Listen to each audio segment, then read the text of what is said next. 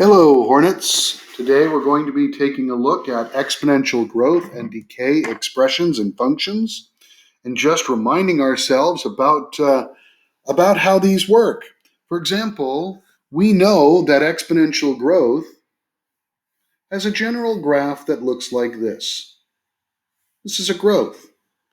We also can see that for an exponential growth, the values of y are always increasing.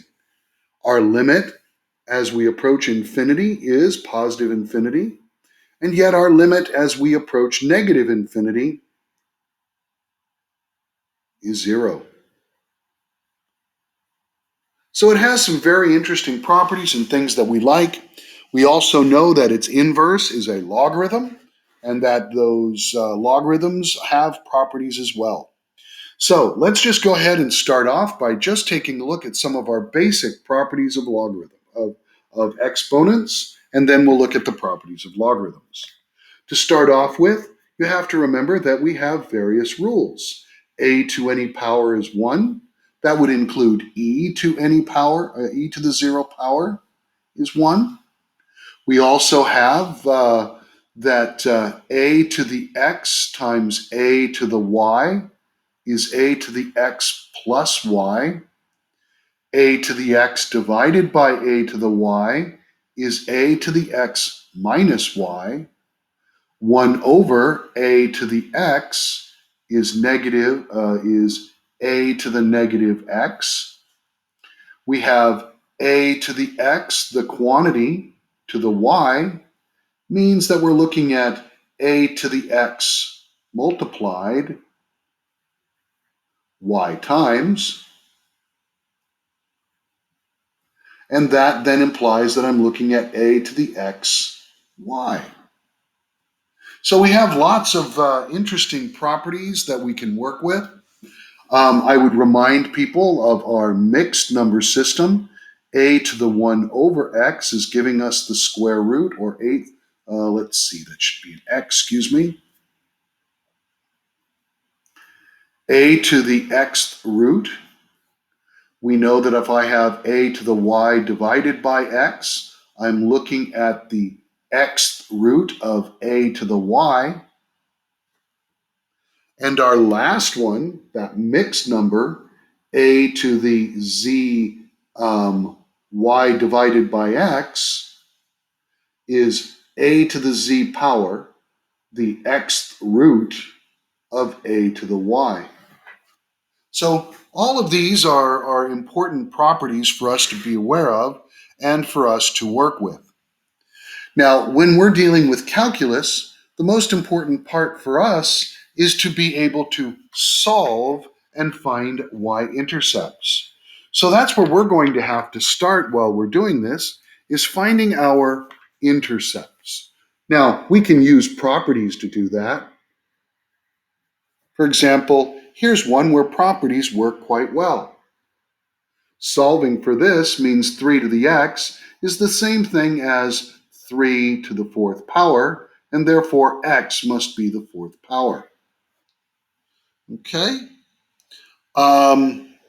When working with these types of problems, they can be fairly easy or they can be fairly complex, such as 7 to the 4th power times 3 to the x equals 5 to the x times, let's do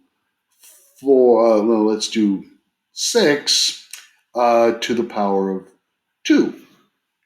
Now here, when we're trying to solve problems like this, we're going to need to work with our logarithms, and we're going to have to expand things and work with the inverses. For example, if I try to work with my logarithm, or natural log as I prefer to work with, 7 to the 4 times 3 to the x, equaling natural log of 5 to the x times 6 squared, I have to utilize the properties of logarithms in order to solve this. That's why it's so important for us to be able to work with the logarithms. So let's just quickly go over some of our properties of logarithms. First of all, log base e to the a is the same thing as the natural log of a. And so that's just a base e. That's a base e there. We also have log base 10 of a. We generally use the convention of not putting any power or indice down. So we're not worrying about a lot of things as we go. Let's go ahead and keep going. We have log of a times b. This is the same thing as log of a plus log of b. Then we have log of a divided by b is the log of a minus the log of b. And this actually comes from log of a times b to the negative first. And you'll notice this is going to bring to the forefront a very specific rule which involves exponents. Log of a to the b power is the same thing as b times log of a. And if we were to use that rule here, you'll notice that we get log of a, the plus for the product, log of b to the minus 1, and now that power moves in front. Okay? So be aware, you need to be able to work with these powers. This process is called condensing. When we expand, we are expanding a logarithm, and going to a single logarithmic term is the process of condensing. We'll be talking about that further as we go. All right, thank you very much, Hornets. And in the next part, we'll be working with solving our large, complex exponential problems, such as the one we have here. Thank you very much. Be well.